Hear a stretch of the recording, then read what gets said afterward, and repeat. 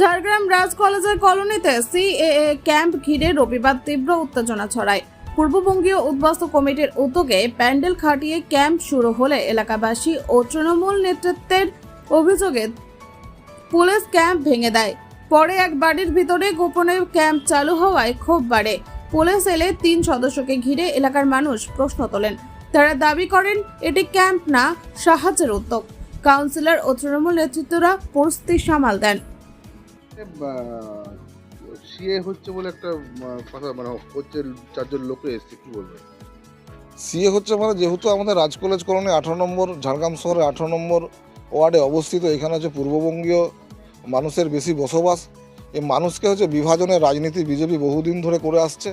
সেটা এখন বিভাজনের রাজনীতি যাতে হচ্ছে ঝাড়গ্রামে একটা মানে চলে আর কি, ষড়যন্ত্র চালাচ্ছে। এইখানে আমরা দেখলাম সেখানে এখানে কোনো মানে এমনি কোনো মানে মানে ব্যক্তিগতভাবে কোনো অন্য মানুষ ওরা নয়। এখানে বিজেপির যারা নেতৃত্ব তারা এখানে ঝাড়গ্রামের বিজেপির নেতৃত্ব বাপ্পা বসাককে আমরা দেখলাম আছে। এইখানে একটা বিভ্রান্ত ছড়িয়ে মানুষে যে বিভাজন, এই বিভাজন সৃষ্টি করার চেষ্টা করছে।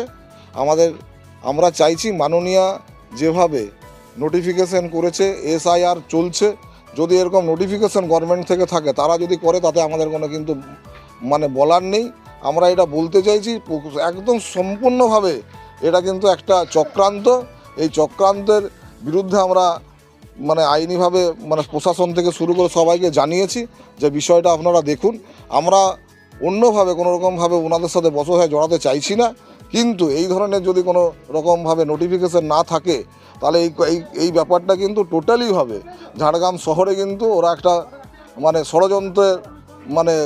ষড়যন্ত্রের ইয়ে দেখতে পাচ্ছি আমরা, যেটা ষড়যন্ত্র করে মানুষে বিভাজন সৃষ্টি করার কিন্তু প্রক্রিয়া অলরেডি বিজেপি চালু করে দিয়েছে ঝাড়গ্রাম শহরে। আপনার নাম আর ডেজিগনেশন?